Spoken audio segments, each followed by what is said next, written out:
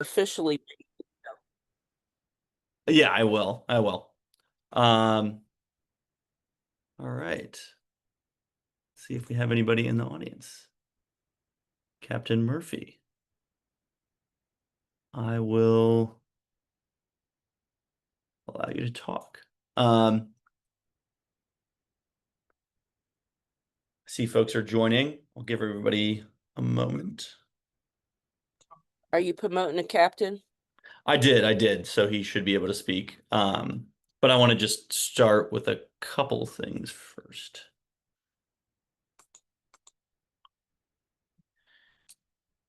All right, I think everybody's joined that's going to join at least right now. I know there's some other folks that had reached out to me about coming on the meeting, but thank you all for being at the 1B Public Safety Committee meeting for July. It's great to see you all. We've got lots to discuss today. I'm going to share, like, bump up the agenda. Hey, Nakapon. Um, Let me share the agenda just so that folks have a refresher. I wonder if I can do this to yeah, let me send it to everybody. Okay. There we go.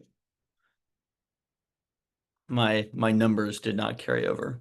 And then let me share, we're going to talk about an article, just like, just a news article about what's been happening at the DC Council with regards to tightening the youth curfew and extending pretrial detention policies.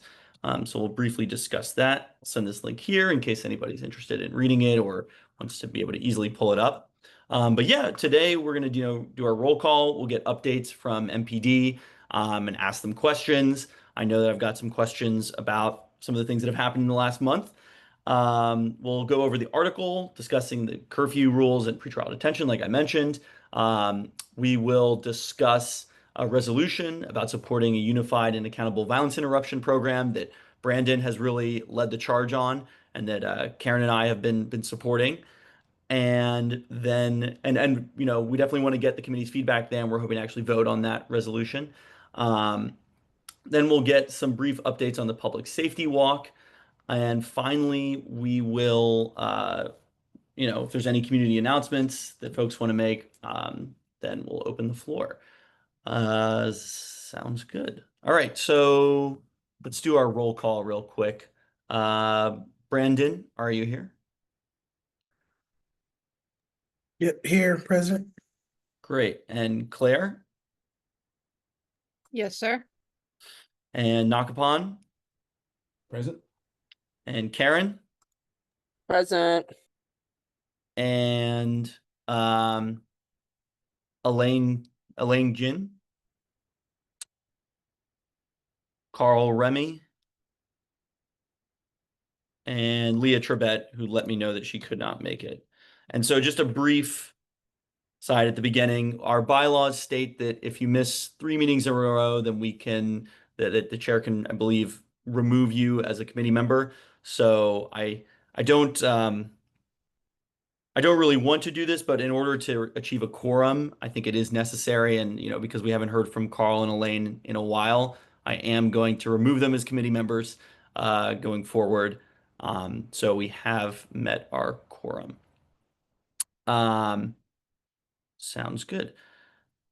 And oh yeah, one brief addition to the agenda that I'm going to add just right now is that I wanted to discuss check-ins. Our ANC the commission is encouraging all the committees to do check-ins with their members to get feedback, on what's working, what's what. Oh, hello, Elaine. Um, this is a little bit awkward, but we actually, so we have a rule in our bylaws that says that if you haven't attended 3 meetings, that you can be removed from the committee. But seeing as you're here now, I would like to reinstate you.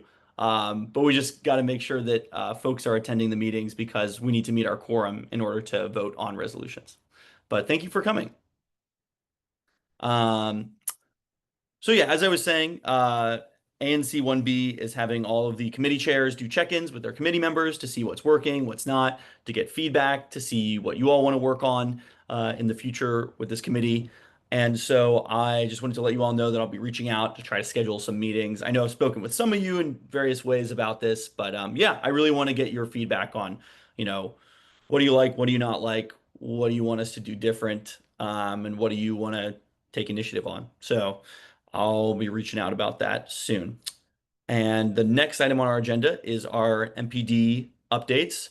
So I will hand it over to Captain Murphy to give us some updates about, public safety over the last month, and then we can open it up for Q&A from the committee members and anyone in the audience that's interested in asking a question.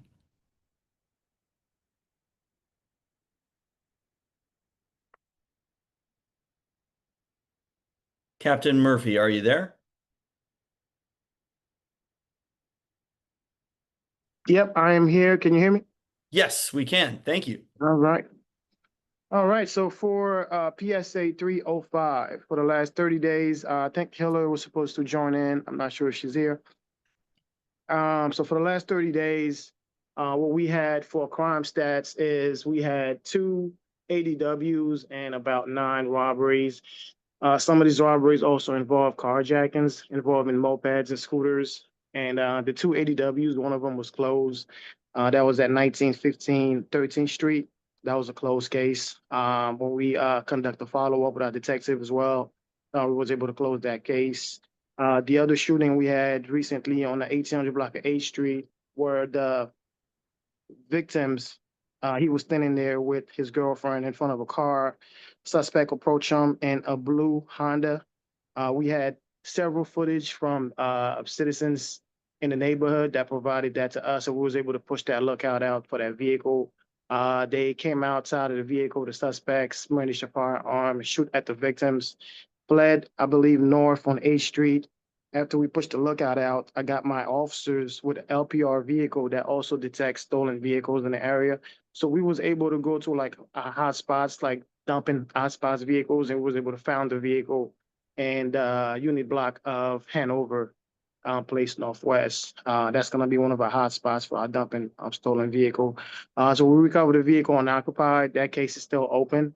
Detective is still following up on that case. As far as the robberies, what we have noticed in the U Street corridor as well as PSA 305 is that most of our unarmed carjackings for scooters and mopeds, there's been a lot of scooters and mopeds in the U Street corridor as well as 14th Street, Adams Morgan's area as well. So what me and the commander have implemented is that to start enforcing scooters in those areas. So a lot of these scooters we've been noticing at a lot of them they don't have any driver license to drive those scooters. No tags on the scooters. Just like they'll just buy the scooters and go right into business, start making food deliveries, and it has become some type of issue or problematic because it's been like you kind of noticing on the U Street corridor that it's been like 5 to 10 and 15. It's like it's getting to be like more, and a lot of them are like unregistered. So we've been enforcing scooter enforcements in that area. So and that's been kind of helping us out. And we also been pushing out to reach out to these scooters to also have them have like air tags also on their scooters. So in case if they do get carjacked, we're able to track those scooters, and that's how we're able to close out a lot of these cases in the U Street corridor. So for the violent crimes, that's all we pretty much had. For property crimes, we're looking pretty good. Everything seems to be like down on a minus for property crimes. Also in the U Street corridor, we also have the nightlife, which I am also a nightlife captain as well. And Lieutenant Hiller is also the new manager for PSA 305. She was supposed to be here. I'm not sure if she is on the line now, but I did I introduce her. don't see her, unfortunately, but hopefully we can still connect at some point. Right. So I think I did put her on an email thread.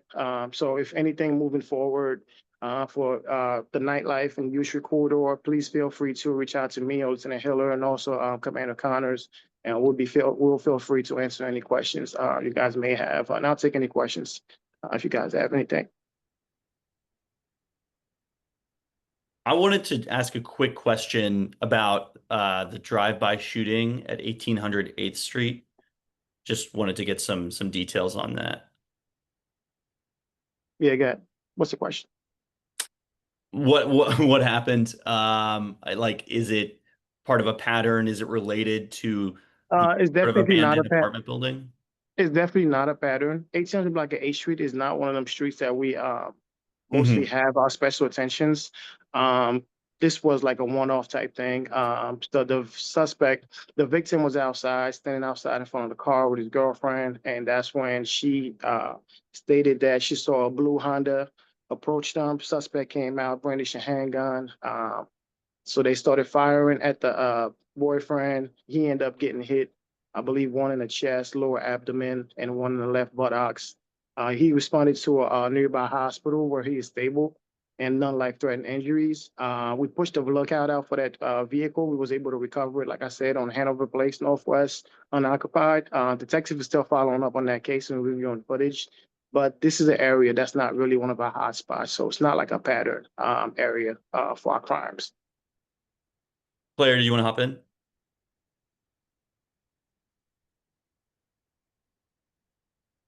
Oh wait, I think you're muted. Sorry, yeah, no, I want to clarify, like, not a hotspot, because I live at 7th and T, so 1800 8th Street would be S and Eighth, and yeah. 8th, yeah. And I mean, that seems like a pretty well-trafficked area, but like, is that not a hotspot because it's like not on the same corner? Because I would still consider everything within a block of it a hotspot, correct? Yeah, but 7th and C is mostly one of our where we get most of our like I would say like more drug trafficking, people hanging out in that area. That we also have put MPD trail camera in 7th and T, and we also have officers paying more special attention to 7th and T in that corner.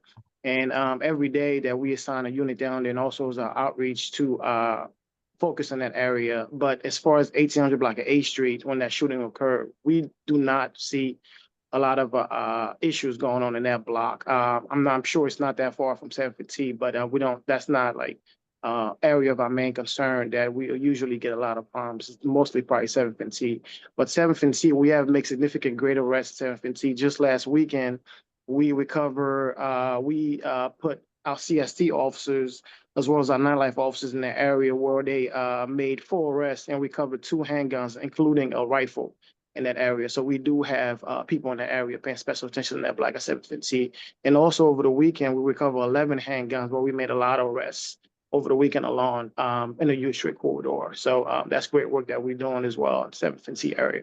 And that was my next sort of comment, is I wanted to shout y'all out with for the work that you've been doing at 7th and T. I've noticed just an increased presence, like an increased visibility, and, you know, officers like out of their cars. And it's honestly really calmed down. It's kind of soothing out there right now. So I really, I give you all the props in the world for that. Oh, thank you. Thank you. We're going to continue to do so. We're going to continue to do our, our due diligence and definitely hit that area. And we're not going to kind of let it go because it's like, when you stop paying special attention to it, it gets right back up. So we're going to continue to keep focused down there and keep continue to do our great work down at 7th and T. Yes, sir. Thank you so much. Real fast, I think Lieutenant Hiller may be on, but as another version of you, just with your same name, Captain Murphy. Oh yeah, I think she just texted me, so I think she should try to get on. I see two others Zoom accounts with your name, so I'm going to allow both of them to talk if they will, depending on who's on the line. Hello, can you guys hear me? Yes, so there's some feedback. Yes, we hear you from both sources. You might have to close one of them down. Yeah, I There we did. go. Great. Well, good evening. My name is Lieutenant Hitza Hiller. I'm the new PSA 305 lieutenant and the nightlife official with Captain Murphy. We'll be handling the nightlife in the U Street corridor. I'm trying to get used to nightlife. I was PSA 307, but I have like only like 3 weeks working the nightlife, and we have this weekend we have 11 gun recoveries in the U Street corridor. It's like Captain Murphy was stating, we're making progress. The challenge that we have been having, most likely it's the hundreds of juveniles that have been showing up in the U Street corridor during the weekend. this weekend was kind of challenging because they were like, I have a call even that they threw a firework at a citizen, and it most likely hit his shoulder, but it kind of blow up a little bit in his face. So he was bleeding. He flagged me down. He was bleeding from his nose, mouth. It was very concerning. We made some stop, but unfortunately, I think because of when they shot the firework, he couldn't see that much the face of the suspect, so he was unable, not sure to describe it. So we didn't have enough probable cause to lock the guy up, which I believe they were the suspects.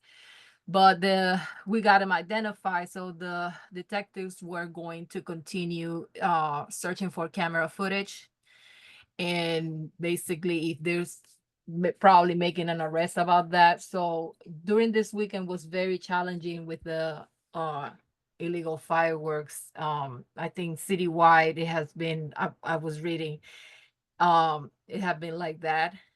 So hopefully this new curfew help us a little bit. We always have been approaching them, making them stop. Once the curfew at 12 o'clock comes out, we go out, stop them, identifying them. They have been locked up for public consumption, smoking marijuana in public, and disorderly of phrase. That's the most common one, but we are making all our efforts to, try to mitigate this situation, which is a challenge right now for the U Street corridor. Thank you. Great to meet you and great to have you working in our area. Really appreciate all that information for joining our meeting. Committee member Gall, did you have a question? Good evening, Captain Murphy and obviously Captain Murphy. I'm not going to say it, but both of you, I want to commend you both. Of course, being the CAC chair, speaking to the commander often about what's going on and how you all are progressing. I want to commend you because I do know it's a lot of work. It's really hard work. And what I want to push forward is because we have a lot of activity around the abandoned streeteries that's in the area, namely on U Street. A lot of the commingling in the areas tend to happen in those areas where that's where they're having a lot of the parties at, in those between the abandoned Jersey walls. Have you all encountered any particular area issues when we have a lot of the young people who spill in from Maryland, Virginia, and everywhere else that comes into the U Street area? Have you all had any problems with them staying in those particular areas? And I'm referring to the Jersey walls that are abandoned on U Street that were considered streeteries a while ago, but they're no longer really working. What can you tell us about how you guys are navigating that?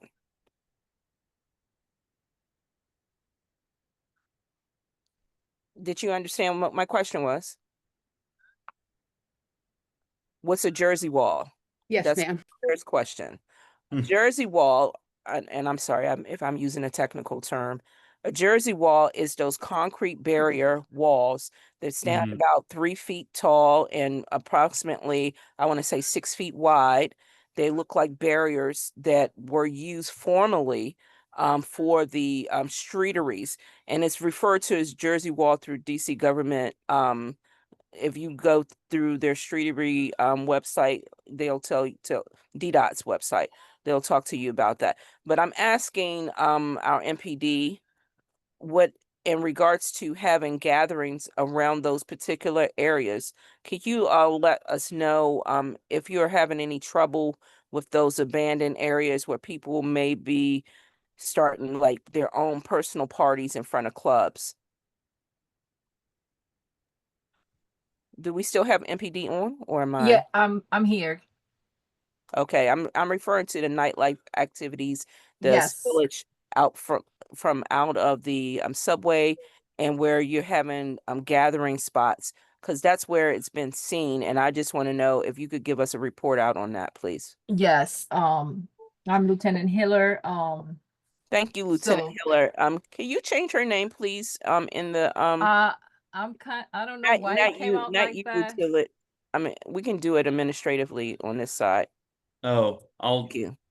I I'll don't see know if I how can to do do that. I'm it, not sure so if I I can. apologize. Here we go. I'll do it. Yeah, I didn't know I could do Thank you. It's Yeah. actually, it can be done on this side, Lieutenant. Thank you. Okay. Okay. I wasn't sure. Thank you, Lieutenant Hiller. No problem. So yes,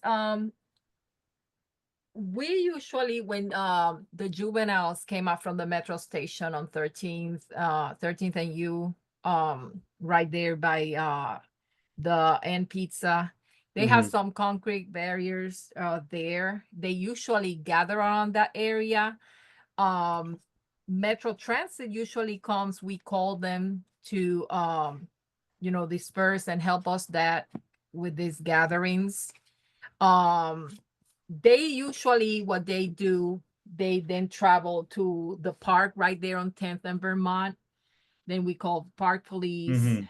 Then they go to the other side of the street on 10th and U. Then we start, stopping them, try to lock them off, send them a message so they can start leaving. Usually, most of them leave. Sometimes they travel to Banneker. So we are during the whole night basically following this crew of juveniles. The commander just sent an email actually recently that the most concern that we have is on 1208 U Street, Amsterdam Lounge. It has some Jersey barriers that appear not to be in use. 1210 U Street, which is a vacant Okay. property, it appeared not to be in use. 1212 U Street, Tipsy appears to have 3 small tables in the outdoor eatery area. 1214 U Street, the Chicha Lounge appears to not be used and currently has a grill in road surrendered by the JC barriers. So I believe the commander's trying to remove these barriers to avoid this kind of gatherings, because usually once we start approaching them, stopping them, making lockups, they disperse in little small groups around the U Street corridor and they go to different areas. Yeah. That's really helpful actually because, the ANC can protest liquor licenses, and Yes. one of the big things that we look at are what can we put into a ultimate settlement agreement. I know Chicha Yes. Lounge is currently, I mean, everybody's going to have to apply for renewals by September 30th. So, Mm-hmm. like, I definitely, if you could send me that email or send me that information, like, it is great if you guys can collect these specific bars, like, or Yeah. establishments, restaurants where they do have those abandoned street areas, because then we can talk with ABCA to say this is an ongoing Yes. issue, and like in order to get a renewal, we want you all to remove this. Yes, we usually have a meeting every Friday night and Saturday night before we go out on the street with Yeah, APCA. yeah, So this okay. Friday, definitely I'm gonna be mentioning this to them so they can follow up. But I believe the commander is trying to get these barriers with DDOT, Mhm. try to get them removed. So at And least yeah, then we mhm. minimize these gatherings. That's And great. that's the reason why I brought it up, is because it is a noticeable pain, and I certainly want to ensure that there is follow-up within the ANC as Mhm. well as the other city agencies. And so, Lieutenant Hiller, of course, again, I want to thank you and Captain Murphy for all of the great work that you all are doing along with our commander. And I appreciate you answering the question. Thank you very much. Thank you. Well, one quick follow-up on that. Definitely, yeah, definitely if you're able to copy us on some of that information, because I think it's great to hear that you all are working directly with APCA. That's what I think everybody wants to see, is the agencies talking to each Yes, other. But definitely APCA can forget. Like they're just, they're doing a lot of things, and sometimes they need a reminder. They need someone, in the neighborhood, because not everyone in APCA is talking to each other. So definitely the sure. more info you can share with the committee and with the ANC, like the better, because we can try to help make those things, like keep nudging those things, since we don't really want you guys as the police Yes. to have to worry about bothering APCA. Like that's our job, you know. If it's you guys can put your email, I can forward you guys that information on the chat, and I can, you know, send that information. That should be not a problem, but I will definitely follow up with them this Friday night. Usually we have our meeting around 9 p.m. Yeah. and then we go from there. Sure. Yeah. I mean, I think you have my email, but I just sent it again. And if anybody else Okay. is interested, I had one final question, but if anybody else has one, please feel free to raise your hand. It looks like we've got a question from Claire. Nobody in the audience has a question. All right, Claire, go ahead.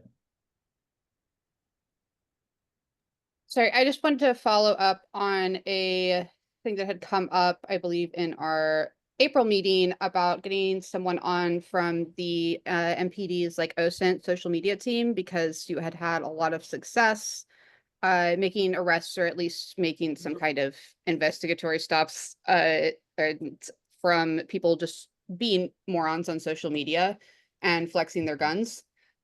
So if we could get someone on from MPD, obviously it's the summer, it's the hot months, not a mad priority, but I did want to follow up on that from April. So Yeah. what is the question again? There appears to be some kind of officer devoted to doing social media OSINT, open source intelligence gathering, and making Okay. arrests or at least investigations based on known offenders' social media posts. And I would absolutely love to have them on one of the meetings. Like, you know, how can we support that program? It had seemed to show promise. Okay, so I'm not aware of that, but I will follow up with the captain and the commander if they have any knowledge about that. Yeah, I believe it was Captain Murphy that had mentioned it, but we didn't see him Okay. last month. Okay, Thank you, ma'am. no problem. And yeah, my last question was just about the new curfew rules, and this sort of is a good segue into our discussion about, like, you know, the Washington Post article, which was just sort of running over what's been happening with the DC Council. But I am curious, you know, the law passed by the council allows for curfews to be an hour earlier across the city to 11 p.m. and expands it to 17-year-olds. And it also allows the police chief to set earlier curfews in specific areas.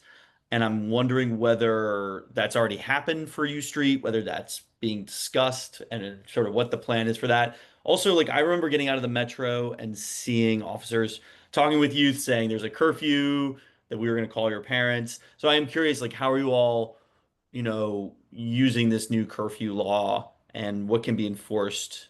Yeah, I know that in the past it's been the you know, MPD is not able to detain youth through the curfew, but I'm not sure if that's changing or not. Okay, so the all curfew we haven't Mhm. implemented yet, or they haven't give us you know, like a revised order for the curfew hours. So I believe the mayor just signed this yesterday. Yeah. Uh-huh. So they haven't give us like an update. Usually when changes happen, we have a revised general order, and then we follow the steps of the hours and the implementation and the steps to follow when we make a stop with a juvenile. But I can tell with what we were working with the old curfew hours, which is 12:01 midnight. And once the 12-hour midnight, we stop them. It's usually 16 years or under. The 17-year-olds can basically be on the street with the old one. Now, this is a bigger change because we can implement it for the 17-year-olds, which is better. Yeah. I saw a And lot of young people on U Street yes, the 4th of yes. July weekend. There was a lot of people walking around. We recently, it's amazing. We even stopped a 9-year-old and a 10-year-old one night. And it's sad. And the kid was like, he did not want to talk or anything. I say, look, we are trying to save you. It's bad out here. I mean, you should be home with mom. You shouldn't be on the street. But you know, sometimes they get bad friends that they sneak out of the house. So we have been seeing very young people out there on the street on U Street corridor. So once we stop them, we try to identify them, um check if they have any records or anything, but usually we take them to uh DYRS, and they Okay, transported yeah. them. That's what, Yeah, yeah, they mentioned when I heard them talk. they Okay. take them to DYRS, and if they don't give their information to us right away, which is mom and dad, we usually try to reach out their parents first.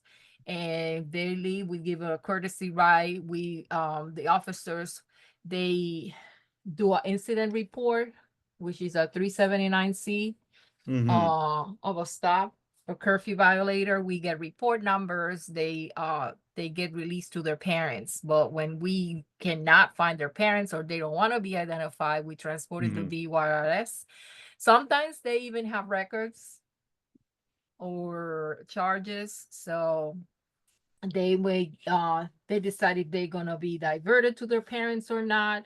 But that's usually how it is. Some of them even sadly, they're smoking marijuana on the street. We have caught some different scenarios like that. So yes, it's a challenge. It's a challenge. Yeah, But now, so far, we haven't implemented the new curfew law. So we're just waiting on that to be brief and the steps to follow with that new law. got it. Well, definitely we would love to hear more updates because it's something we've been talking about a lot. It Um, will be a great help that it will be at around 8 o'clock. That will be awesome. I think it will help a lot on U Street. yeah, yeah. I mean, definitely we want to find better places for young people to be. Oh, Yes. and you mentioned they go to Banneker. Yes, sometimes when park police push them out of the park on 10th Hmm. and Vermont, they cross the street to 10th and U. That's when we usually start. Like once they get 12 o'clock, then we start stopping them. Some of them are, doing public consumption. We arrest them, or we try to get all the curfew vans from all districts to help us out, because sometimes not that long we have like 11 or 12 of them stop like subsequently, and a lot of them got in the metro and leave, but some of them disperse in little groups around U Street, and they sometimes wait, they go in caravans to Banneker Center. So when it's like that, we try to get the lights on the park. When it's usually dark, that's when they want to go over there and monitoring the whole night. That's what we Yeah. I mean, do. it seems like the park is a better place though. Like ideally Yes. have, DPR doing something at the park where they can hang Yes, out, that's what we and do. We not be try on to U Street. contact them that they light up the park. They don't once they put the lights, then they move to the McDonald's Yeah. on I mean, they Georgia are there to, Avenue. yeah, I gotcha. Yeah. Yeah. It's all night. Yeah. Okay. And sorry, very last thing. The Metro entrance was closed at the African American Civil War Museum at 10th of Vermont. Mhm. Was that MPD's request, and is that something that's going to be happening more frequently? That's a decision that Metro does, not us, Mhm. not on us. Sometimes Really? they Okay. try to, Interesting. yeah, Okay. not that what they do in their, in the area or the Mhm. metro, that's not on us.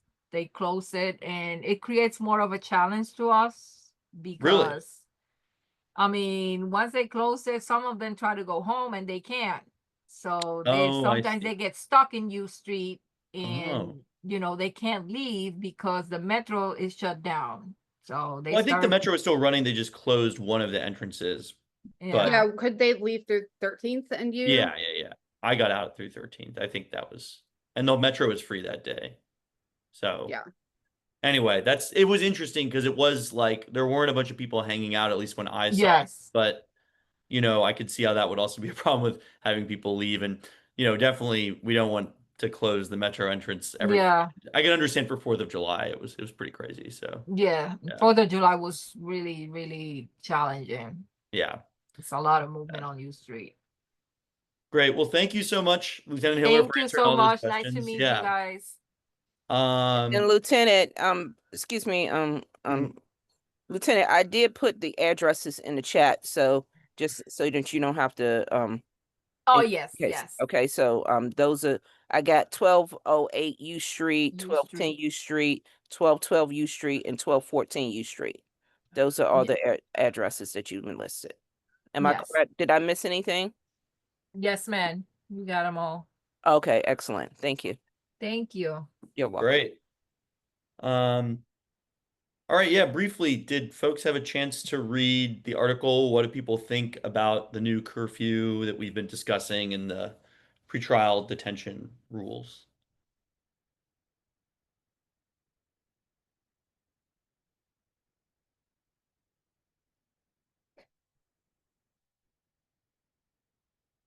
Go ahead, feel free to jump in. Sure, I have a thought if no one else does.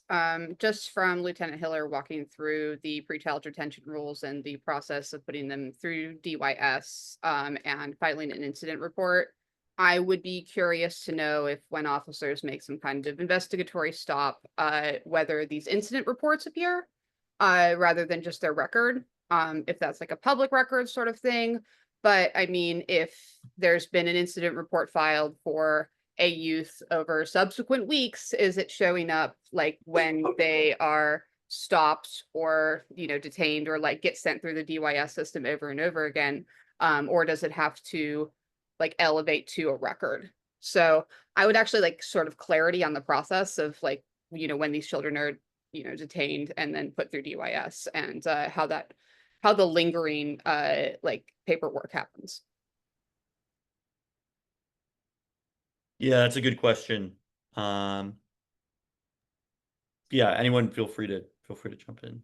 Well, my the as Claire brought forward, the way it would work is because these are young people who are under the age of 19, according to the law, for most of them, and then if they're over, then there's two different um judicial branches that will be involved with them. Judicial, you have the Office of Attorney General, who deals with the young people. We need to have them come to the actual ANC meeting. They've always have these one-off meetings in various locations, but they have yet to come directly to the ANCs who are dealing with these problems. So you need to have um them come and speak to you about these legal issues, because the legality of it all is they're going to have their defense lawyer throw half of that out, because of the simple fact that they'll say, well, was it constitutionally viable, et cetera, et cetera, and half of it wouldn't even make it to court 9 times out of 10. So you need the Office of Attorney General, especially since we're talking about the young people. The U.S. Attorney's Office deals with the older people over 19 in regards to any of the violations. And again, it's what holds up in court as to what will appear, what their lawyer will allow to appear with their case. So that those things would be some of the things that I think that the ANC should really press to have the U.S. Attorney and the Attorney General's office appear in their meetings. We consistently requested they are there at the 3D CAC meetings so they can speak to the community directly. We want you all to hear from them directly, but I also will encourage you all to have them here at the ANC meetings, especially particularly around public safety issues that are constantly, as Claire mentioned, coming up. And these incident reports, although the MPD may have them, but because they're attached to individuals, you really have to make sure that you know the rule of law. And so I would prefer that you all speak directly to them, quite frankly. Yes, ma'am. Perhaps my question wasn't clear. I'm familiar with how the age of majority in the Superior Court of Criminal Procedure works. It was more a question of these stops when they are processed through DYS. So I think my question would be DYRS. yes, ma'am. A little dyslexic. which has DYS in it. Anyway, and so I guess my question would be, would it be more pertinent to have someone from DYRS come and speak rather than the Office of the Attorney General, who is, again, processing people with records? I'm talking about the paperwork that is filed when they make these stops, and they are not necessarily like, there's nothing about courts. It's just there's paperwork filed.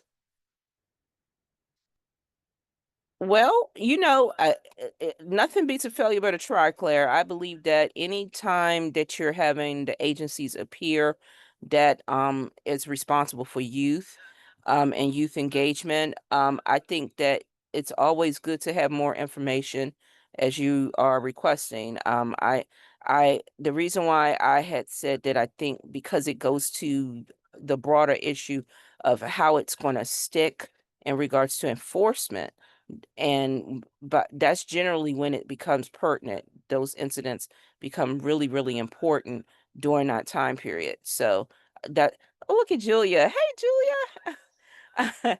She's in the chat. Oh, if Julia's here, guess what? She's the person to talk to. She's sitting right here. Talk to Julia. Thank you. Oh my God. Hi, Julia. Julia Irving is the person to talk to. I'm just letting you all know, okay? I'm allowing her to talk if she wants to say something. I would honestly love to get to Brandon's thing, but it sounds like Julia is someone that should come back and talk to us at length. Francois, does that make sense? Well, I think first of all, she's here.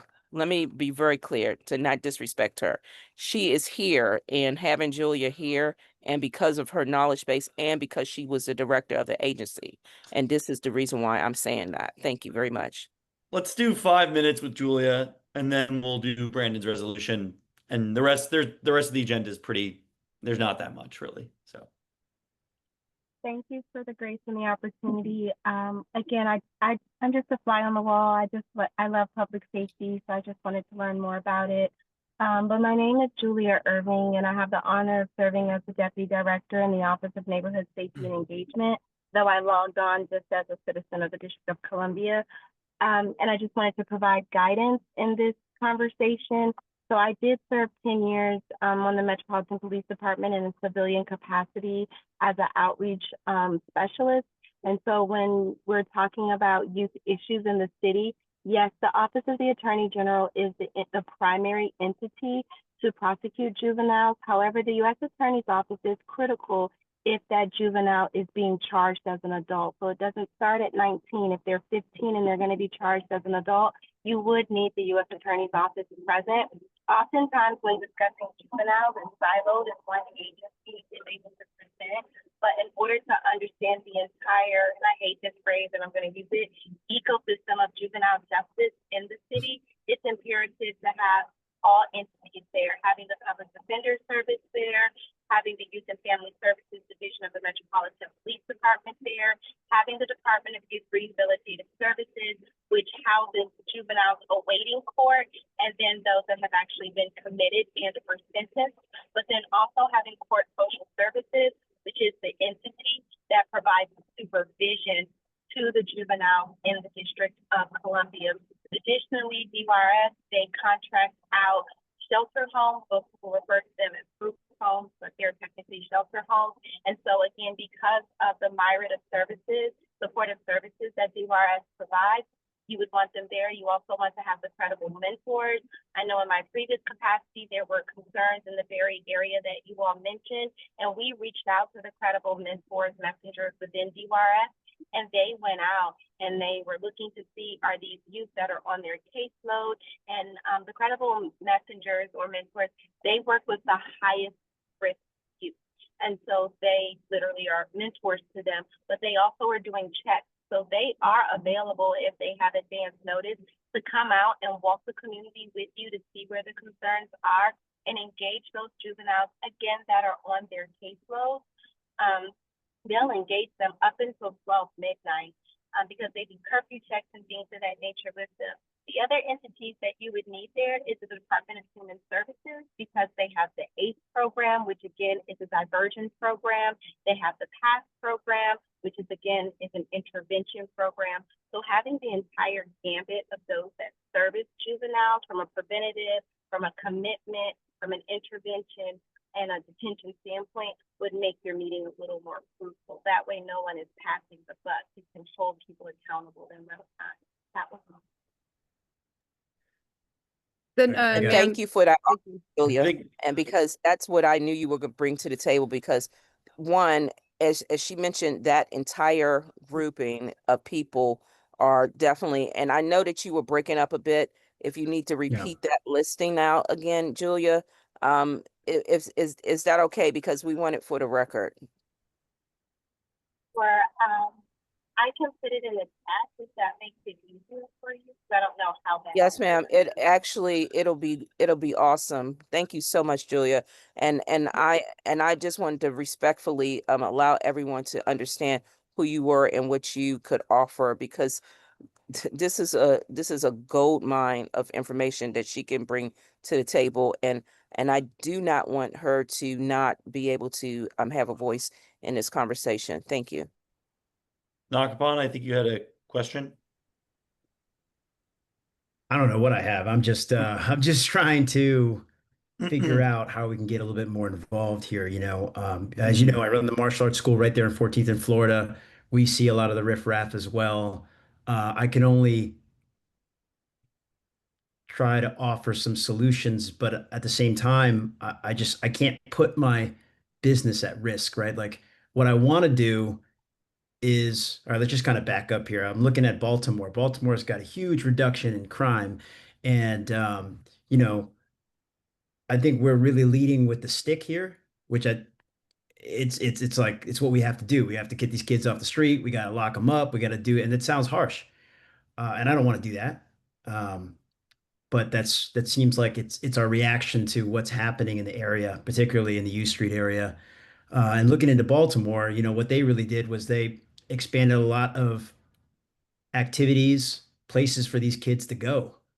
These kids just have nowhere to go. And I have some of these kids myself in our school. We offer some scholarships and we have some of them in there.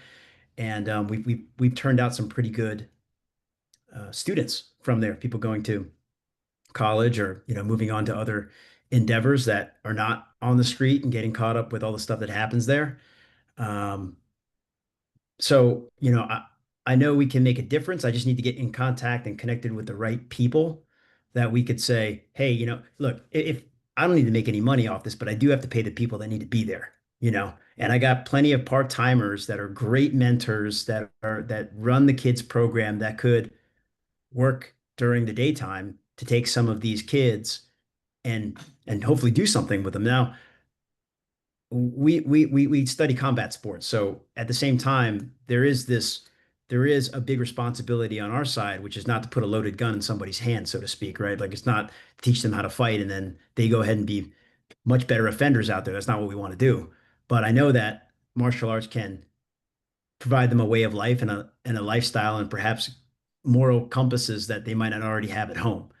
Um, and I want to make a difference in the city. I just don't, as I said, I can't like open up my kids program to a bunch of juveniles in there that that there's just wild cards. Like we don't know what to do.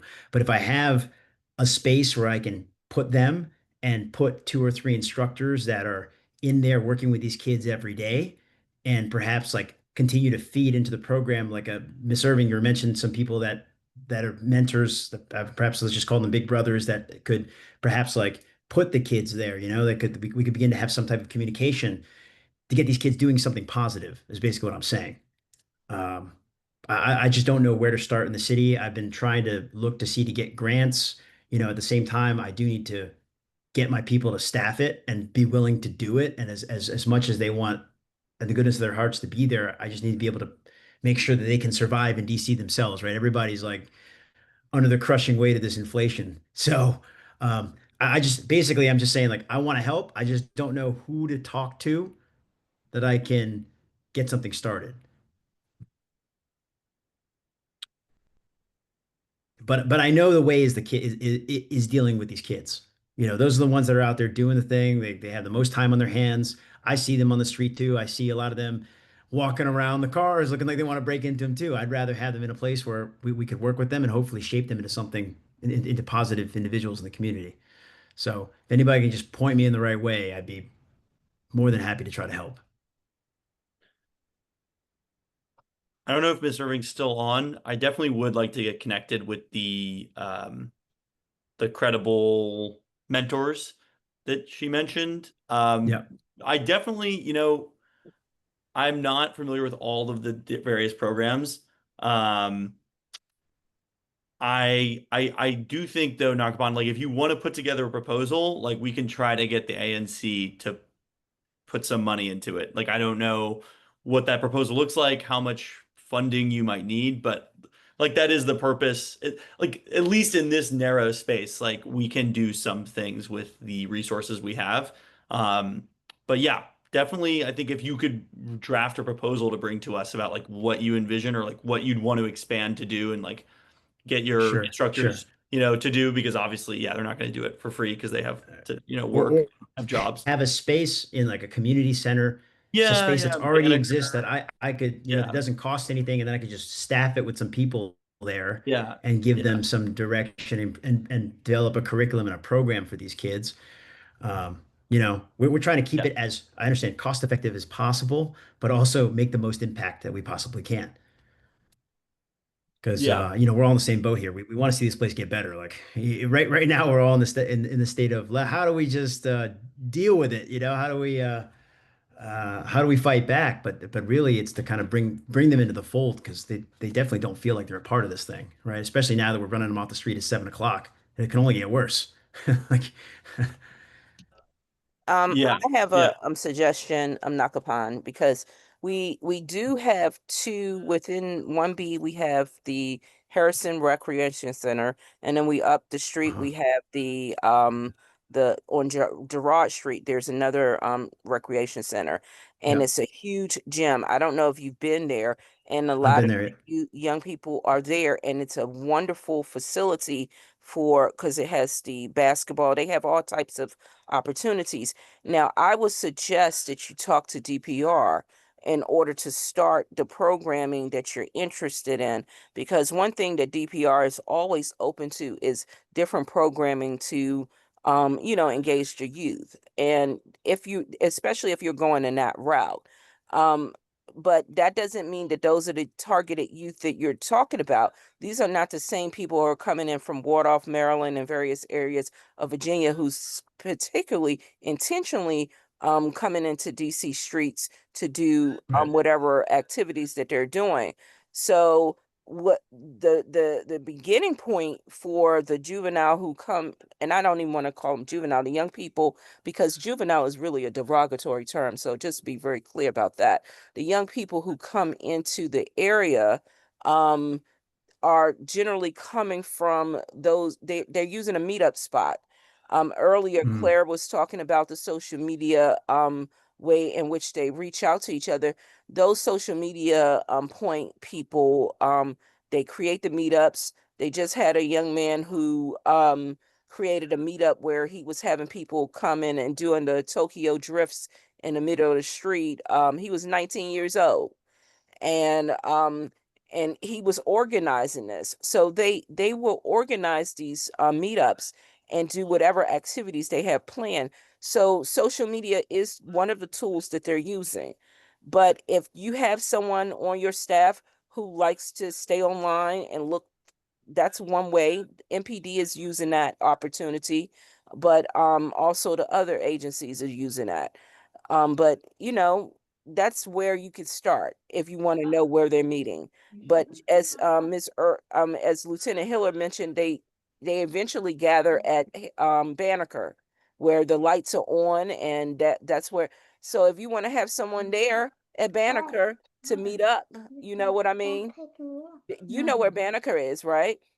Yep, Knock upon. So I if do. you want to have your people there at Banneker doing some type of activity that would be engaging to the youth at that time of night, to sort of, and this is us thinking creatively outside of the box. If you want to have someone at that location doing an activity to activate Banneker at that time of night, specifically since they want to come there. If they're at the African American Civil War Museum at that particular area, I mean, the thing is this: find a way to engage them in a positive way. If they're out on the street and you are willing to be out there like the guardian angels would do with the youth, and talk to them and work with them, meet them where they are. But being culturally competent is really, really important whenever you start this process. And so those are my only suggestions that I can have for you for today. Thank you. What time are they? What time do they meet up? Well, the nightlife task force generally say that you'll see the people at night after 9 p.m. and until 4 a.m., sometimes 5 a.m. That's the time period. That's when, but the curfew violations are starting. I guess if the thing is this, MPD is out there doing their job to deal with the people who are coming through as curfew violators, but we don't really, you can't put everybody in jail.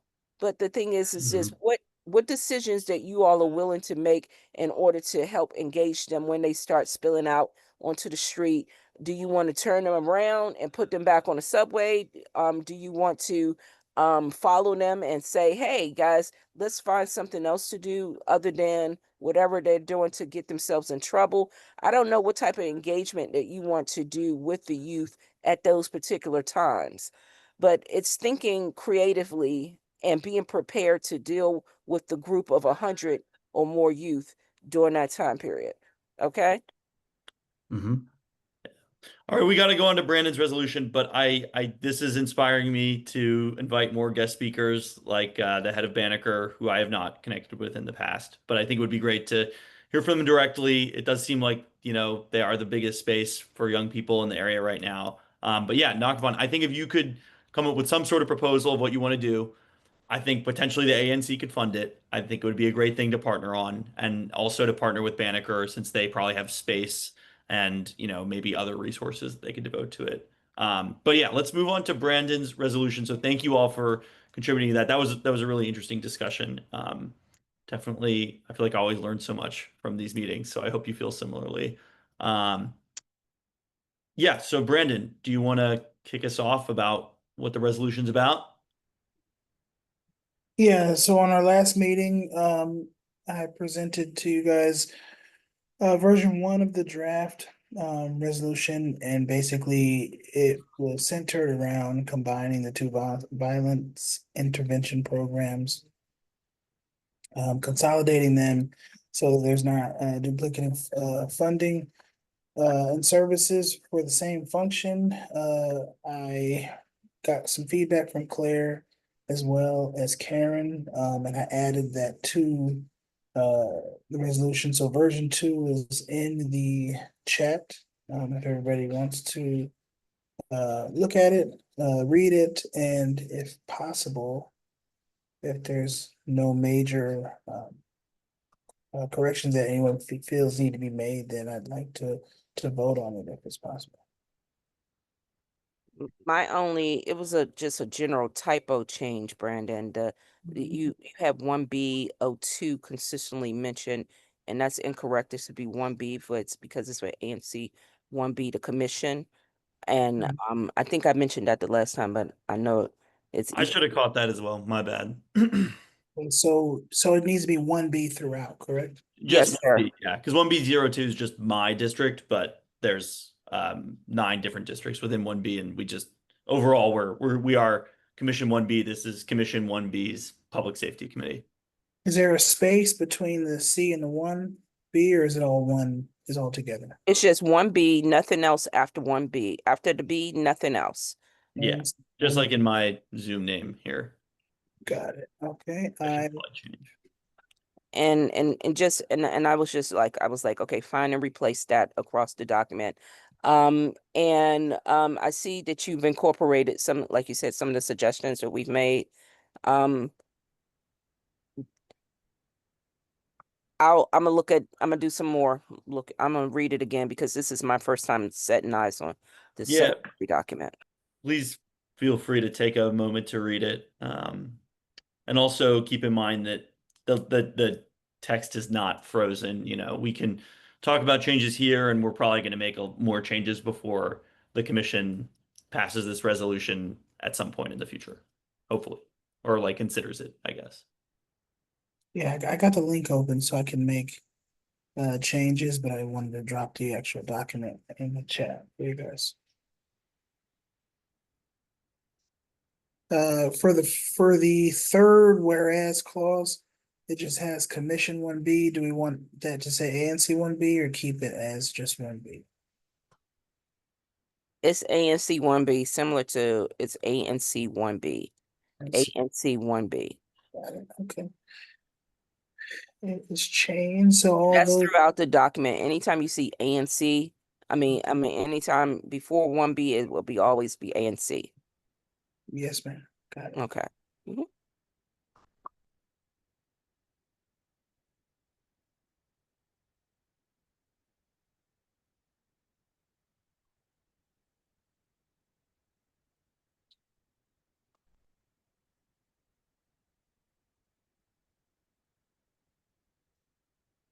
Elaine, I think it's further up in the chat.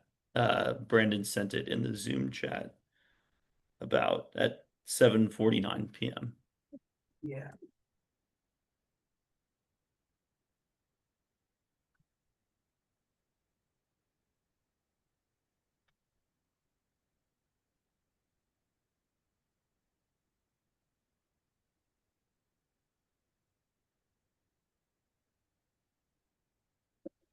Excuse me.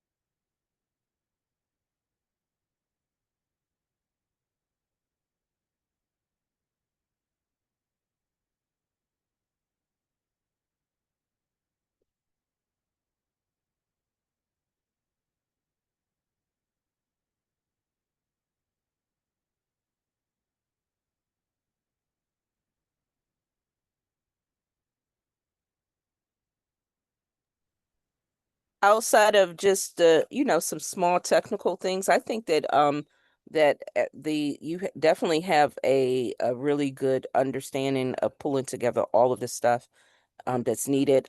Of course, I would just do some basic proofing to clean it up. Um, but outside of that, I think you've captured everything, Brandon. Thank you. And Thank you. thanks for utilizing the input. It really was helpful. I can see to that Yeah. document. Thank you for sharing it. Mm-hmm.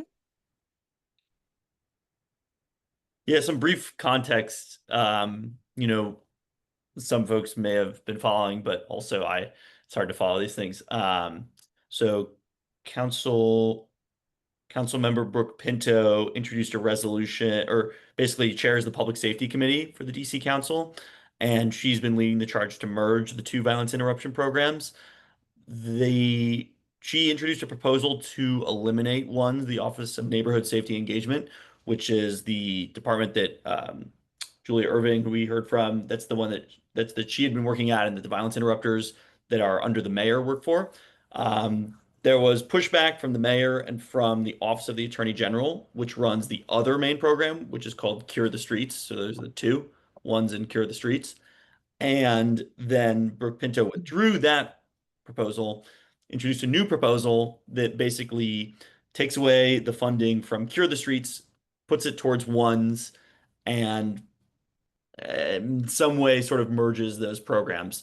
Now, there's been some criticism from the Office of the Attorney General saying that this new proposal from Councilmember Pinto is not a real merger, that it's just defunding Cure the Streets and also reducing funding for ones. So, I do think this resolution can help advocate for like a real merger that brings together, the best parts of both programs and like does this in a thoughtful and careful way rather than just sort of pulling the plug on a bunch of programming that may be doing good.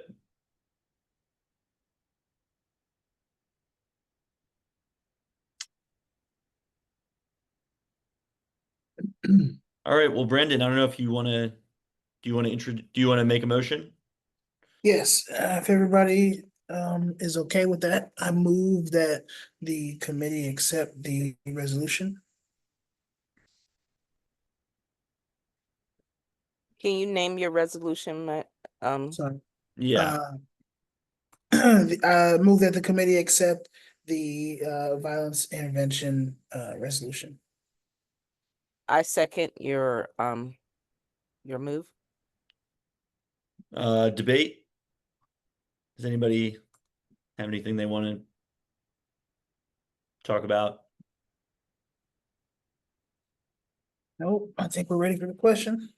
All right. Seeing no debate. Pull this in, yes. It has been moved and seconded that the ANC1B Public Safety Committee support this resolution on a unified violence interruption program in DC. We will now vote on the motion. All those in favor say aye. Aye. Aye. Aye, Karen Gall. Elaine, and then all those opposed say no. All those abstaining? Anyone abstaining? Elaine, I'm not sure if you wanted to vote on the resolution.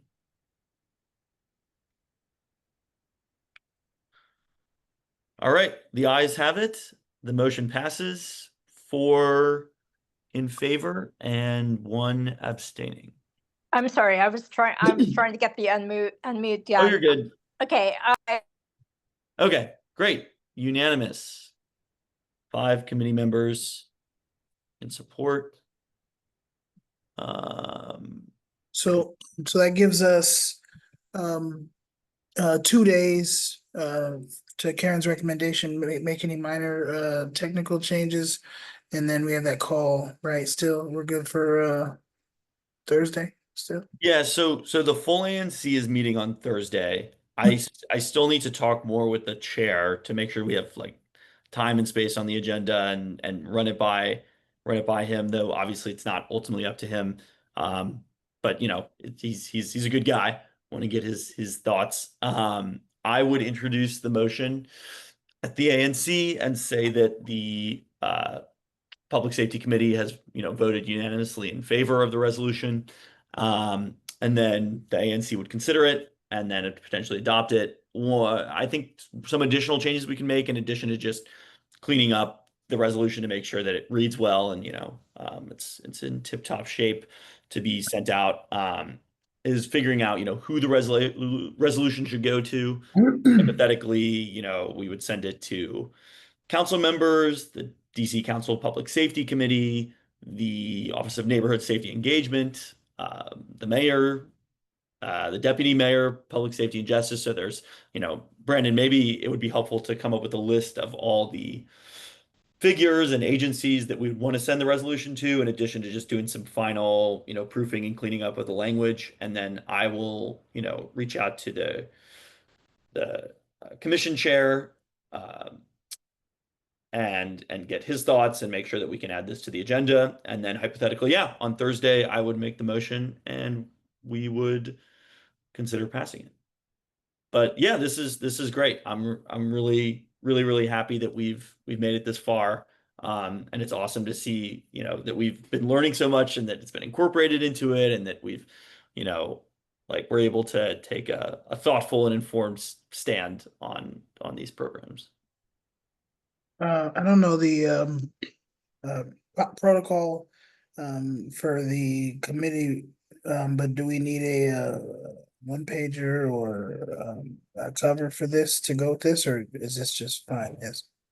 I think it's fine. I mean, we have a secretary that can sort of clean up some of it to put it in our proper formatting, but I think just getting the language nailed down would be helpful on your end, and then um, we'll we can take care of the formatting. But I'll let you know if there's anything else that Okay. need to be um, Thank you. addressed. Yeah.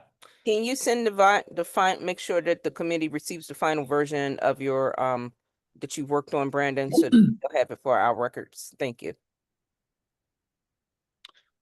Great. So the last items are on our agenda, public safety walk update. I was speaking with Karen about this. It sounds like the police are wary of doing a walk during the summer because of the heat and probably because of just they're very busy. But I don't know. I definitely want to try to do this as soon as possible, so potentially in the fall. I spoke with another commissioner who had, joined the last public safety walk, and that was in coordination with the nightlife task force, which, like uh, Lieutenant Hiller was mentioning, that there's a meeting at the beginning of every weekend where the police and various agencies talk about what's happening that weekend and prepare and plan um, and communicate. And so I do think we should try to do another walk like that where we do really have the full suite of people that we need there.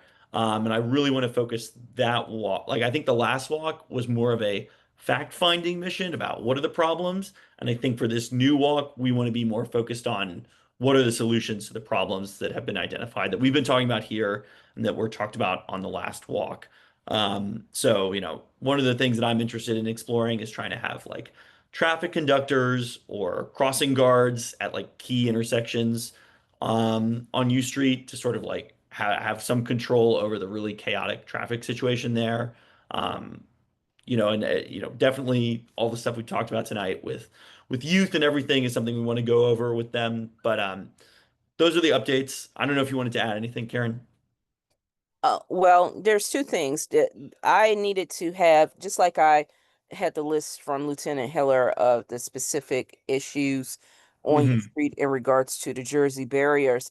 I Yeah. need to have some specific answers to what particular things that you're looking for, because when we do organize these walks, whether it's with the nightlife task force or whether it's with the specific ANCs, we need to have the areas that we're going to address Hmm. to make sure that everyone has that to go along with the walk, so we can look at those targets.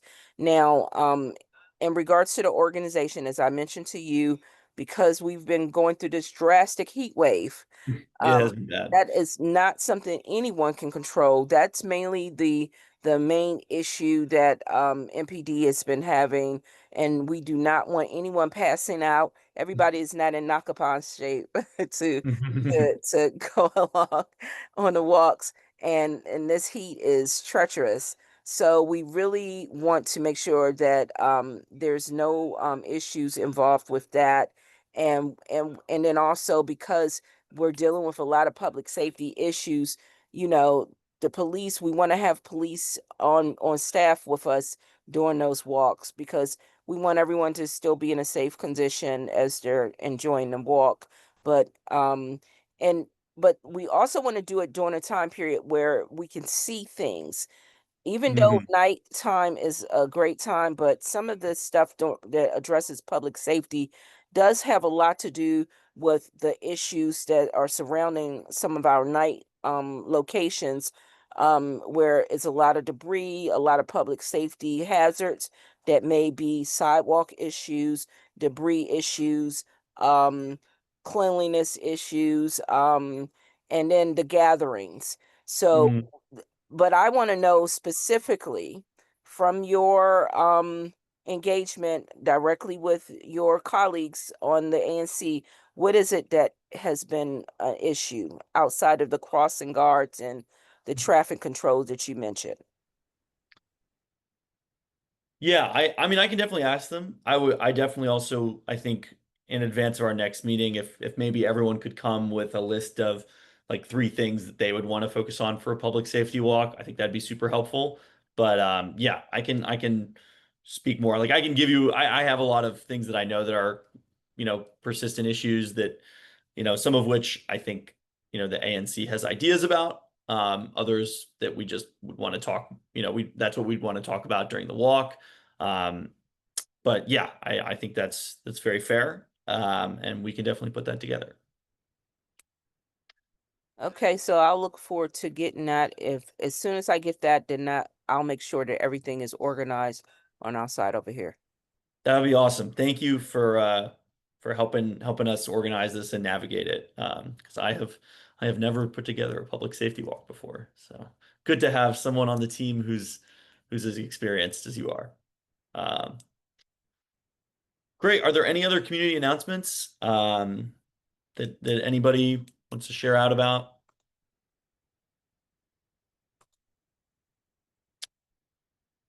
Well, always the last Thursday of every month at the Yep. 1620 V Street Northwest.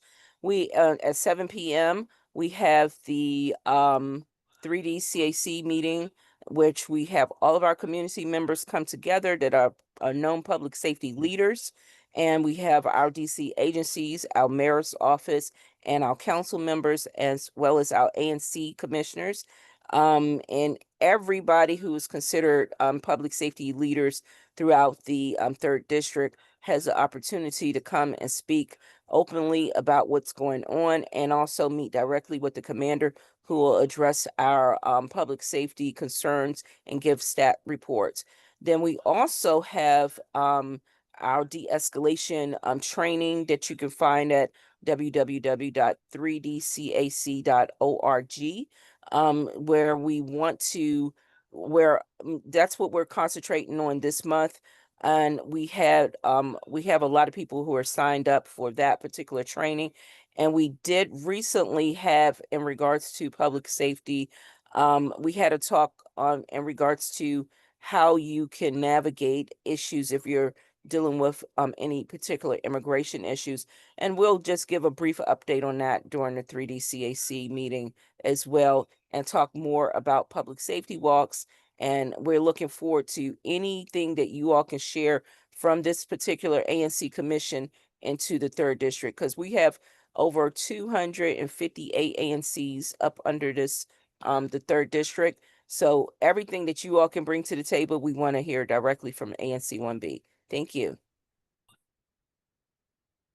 Great. Yeah, definitely. I was able to attend part of the meeting last time, and it was great to hear from the commander directly. Really got some more detail on what they're doing and how they approach solving some of these cases. And also got to ask a question, which he thought was a good question. So I was happy to hear that.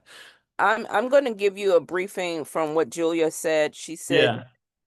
She said to find resources for DYRS, you need DYRS, Credible Mm, Messengers, Norman Brown, the director of that MPD Youth and Family Services, and of course our Assistant Chief, Andre Wright. She mentioned him, and then she said in the Department of Human Services, the ACES program, which is ACES program, Mr. Omar Jones, um, and then the PASS program, which is PASS program. That's all caps mhm. pass. It helps with adolescent and support as an intensive case management program. That's what PASS is for. And of course, the DC Superior Court Juvenile Section, Tamara Robertson, who's the director, and the Office of Attorney General, and then the Public Defender Services, the Juvenile Section. And thank you, Julia, for the text. I appreciate it. But Great. I'll send that out to you all so that everyone can have it as far as the committee too. That'd be awesome. Thank you. Mhm. All right. In that case, unless anybody has anything else, I am going to adjourn. Oh, yep. One other announcement. I know it's the Yeah. same Yeah. time as last Thursday of the month that Karen was talking about. We have we're celebrating the King of Thailand's birthday, 8 o'clock on July 31st at our academy. It's open to the public. We have some Muay Thai fights, some jiu-jitsu matches, and just all around good time. So if you want to come into the city and check it out and see what we have to offer, you're more than welcome to come. That's at 8 p.m. on July 31st, you said? Yep. Oh Thursday, man. July 31st, 8 p.m. Sorry about Wow. that. I might have to go to that after Come Oh, I on would in. love. Look, it's actually close by. If you extend it a little bit, look, well, some of our meetings, we start having our meet and greet at Yeah. 8, but I'll try to wrap it up as quickly as possible, Nakafai. Yeah. Okay. Yeah. Let me know. Let me know. It should be a Yeah. pretty I good mean, you time. could have came and gave us a show and tell over at the third district and bring us over to you. So, but look, wait. I'm If I looking. can make it in there, I might stop by. That would be awesome. Thank you. Definitely, Nakpon, send me the info. I can share it with neighborhood listserv, newsletter, things like that. We can Sure. plug it through the ANC. So definitely shoot me an email about that. We'll do. We'll do. All right. Awesome. Well, everyone, thank you so much for coming to the meeting and for engaging. And yeah, enjoy the rest of your evening. I will talk to y'all later. Good Thank night. Have a nice one. you. Yeah, have a great evening.